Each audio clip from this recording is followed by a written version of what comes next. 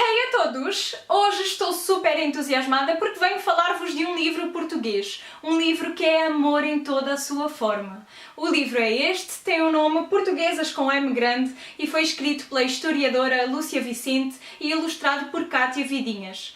Escrito e ilustrado por duas mulheres, já começamos bem, não é verdade? E como o próprio livro cita logo na capa, ele tem como foco falar sobre mulheres que tiveram a coragem de sonhar e mudar a sua vida e a dos outros. E pensando em todas as questões que tenho trazido aqui ao canal sobre representatividade feminina e igualdade de género, pensei que seria interessante apresentar-vos este livro porque, sem dúvida, ele é muito bem elaborado.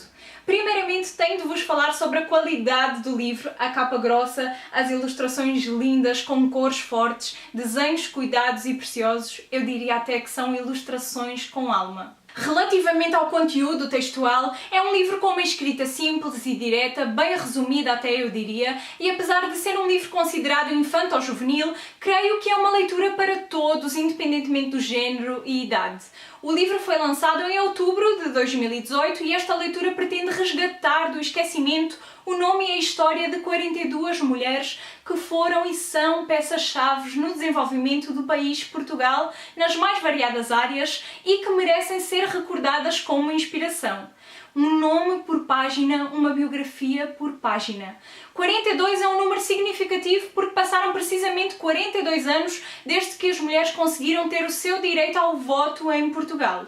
A primeira biografia do livro é exatamente a de Carolina Beatriz Ângelo, a primeira mulher a votar em Portugal em 1911. Na época, a lei permitia que todos os chefes de família que soubessem ler pudessem votar. E como não era referido o género, Carolina, que era viúva e mãe, decidiu reivindicar pelo seu direito como chefe de família e conseguiu votar nesse ano. Mas em 1913 a lei acabou por mudar e especificou que as mulheres não teriam o direito ao voto. Então só em 1976, 2 anos após a Revolução do 25 de Abril, que pôs fim à ditadura em Portugal, é que uma nova lei atribuiu o direito ao voto universal e as mulheres foram finalmente reconhecidas como cidadãs.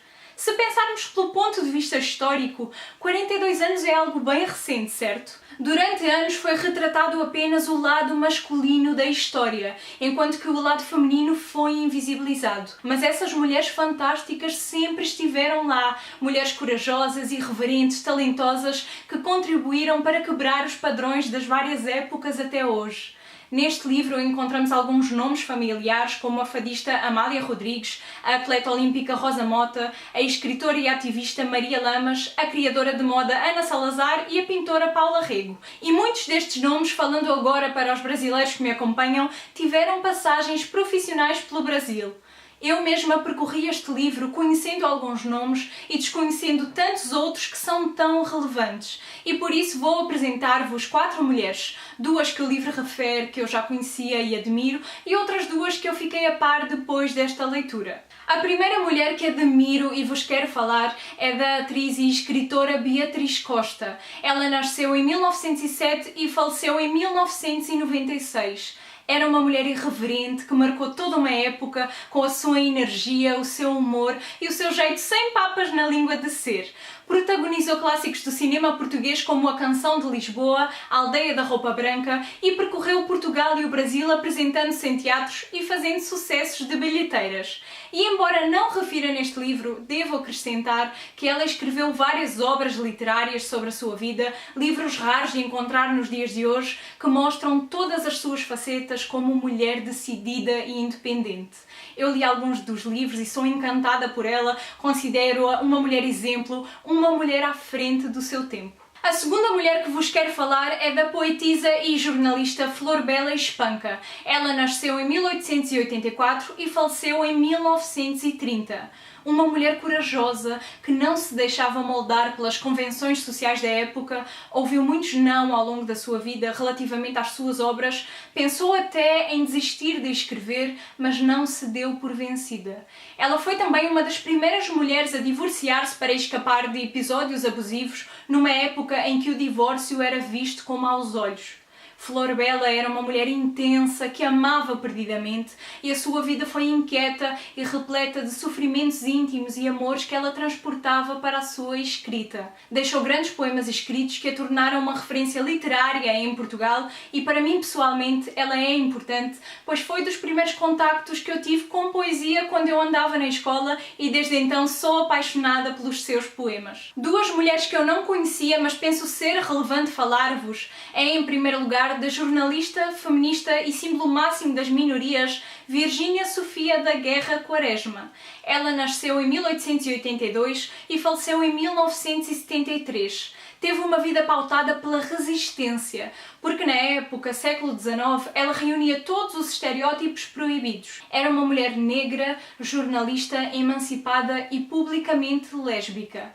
Foi das primeiras mulheres portuguesas a licenciar-se no curso superior de letras. Foi a primeira jornalista repórter portuguesa e a primeira também a ser informada da declaração de guerra da Alemanha a Portugal durante a Primeira Guerra Mundial. Mais tarde veio profissionalmente ao Brasil, onde consagrou o auge da sua carreira ao entrevistar o republicano Pinheiro Machado, uma mulher gigante. A segunda mulher tem o nome de Ana de Castro Osório. Nasceu em 1872 e faleceu em 1935. Foi médica, sufragista e impulsionadora da literatura infantil em Portugal. Ana publicava contos infantis para boletins dos jornais, contos que mais tarde foram compilados e transformados em contos tradicionais portugueses. Ana foi também a primeira cronista a publicar um manifesto feminista em Portugal. Ela fez parte da primeira onda de feministas portuguesas da época, defendia o salário igualitário entre homens e mulheres e auxiliou o ministro da época em 1910 a criar a lei do divórcio. Existe nos dias de hoje uma biblioteca com o seu nome em Lisboa que se dedica exclusivamente a reunir obras literárias publicadas por mulheres e documentação sobre igualdade de género. Estas foram 4 das 42 mulheres que este livro apresenta, mas existem muitas mais, tantas que fizeram e fazem história, por isso que sirva de impulso para nós pesquisarmos mais, irmos atrás e conhecermos o lado feminino da história. No final do livro, a autora faz uma homenagem a todas as mulheres que contribuíram ao longo de mais de 800 anos de história em Portugal. Mulheres cujos nomes não se conhecem, mas que ajudaram a construir o país. Anónimas são também as mães que criam os filhos, sussurrando-lhes ao ouvido ideias novas, ousando criar gerações mais tolerantes, plantando-lhes no coração sementes de sonhos e mudanças. Em todas as épocas da humanidade as houve. Em todas as épocas as esquecemos. Sem estas anónimas, muitas das mulheres que ousaram mudar o rumo da nossa história não o teriam logrado. Sem a fé na mudança e o desejo de mais destas mulheres, este livro não existiria, porque as revoluções não se fazem sozinhas. Sempre foi relevante para mim, e ainda é, conhecer histórias de mulheres do meu país, ler livros escritos por mulheres, acompanhar o que mulheres fazem. A autora refere no início do livro que percebeu que a maioria dos livros infantis ainda abordam os mesmos assuntos. Temas de princesas que aguardam ser salvas por um príncipe. Salvas de qualquer coisa que não se sabe bem o que é. Então, pensando na sua filha e nas próximas gerações, Lúcia Vicente quer que as histórias mudem e criou este livro exatamente para que possam ser mostradas outras referências para o público mais jovem.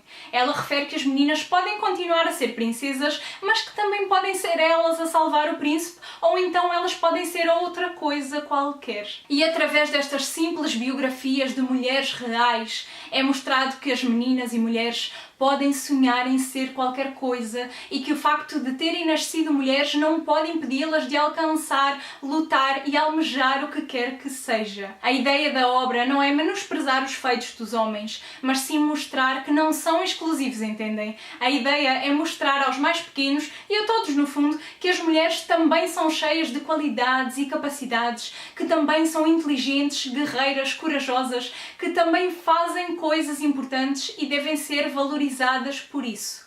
Está na hora de reforçar que todos devemos andar unidos, meninos e meninas, homens e mulheres, protagonizando histórias. E a visão só muda quando se mostram boas referências, bons exemplos a seguir.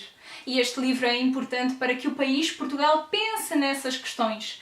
para que novas gerações não se esqueçam da grandiosidade das suas mulheres e para abrir portas para que venham mais nomes, mais mulheres.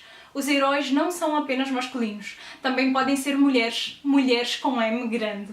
Este é um livro para nunca esquecermos como aqui chegamos e nos lembrarmos de que podemos ir ainda mais longe. Bem, espero que tenham gostado deste vídeo e que de alguma forma tenha sido um conteúdo útil para vocês. Quero frisar que até à data este livro está apenas disponível para venda em Portugal. Por isso aconselho quem está em Portugal, se tiverem a oportunidade, adquiram o livro e leiam, porque com certeza vai ter muito valor para vocês. Quanto a quem me acompanha no Brasil, espero que a mensagem deste vídeo tenha sido igualmente importante e que eu tenha conseguido trazer informações novas e interessantes para vocês. Já sabem, não se esqueçam de se inscrever no canal para acompanharem sempre que um novo vídeo sair e de deixar o vosso like para dar uma força para o meu trabalho e a vossa opinião lá em baixo nos comentários. Gosto sempre de saber o que vocês pensam. Até breve, beijo!